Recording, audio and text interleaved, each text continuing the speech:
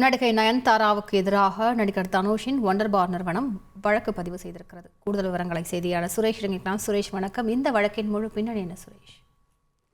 வணக்கம். நடிகை நயன்தாரா தனது திருமண ஆவணப்படத்துக்கு நடிகர் தனுஷின் ஒண்டர் பார் நிறுவனம் தயாரித்த நானும் ரவுடிதான் படத்தின் படப்பிடிப்பு காட்சிகளை அனுமதியின்றி பயன்படுத்தியதாக கூறி 10 கோடி ரூபாய் இழப்பீடு வழங்க வேண்டும் என்று நடிகை நயன்தாராவுக்கு நோட்டீஸ் அனுப்பப்பட்டிருந்தது. இந்த நோட்டீஸுக்கு பதிலளித்து நடிகை நயன்தாரா வெளியிட்ட அறிக்கையானது தமிழ் திரையுலகம் மட்டுமல்லாமல் தென்னிந்திய திரையுலகங்களில் பெரும் அதிர்வலைகளை ஏற்படுத்தியிருந்தது.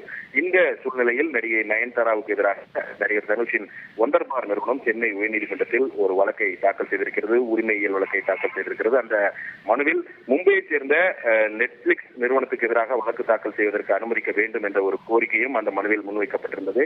அந்த அனுமதி கோரிய மனுவை விசாரித்த நீதிபதி அப்துல் குத்தூஸ் எதிர் மனுதாரர்களாக சேர்க்கப்பட்டிருக்கக்கூடிய நயன்தாரா மற்றும் விக்னேஷ் சிவன் ஆகியோர் சென்னையில் வசிப்பதாக கூறி இந்த வழக்கை தாக்கல் செய்வதற்கு ஒண்டர் பார் நிறுவனத்துக்கு அனுமதி அளித்து உத்தரவிட்டிருக்கிறார்.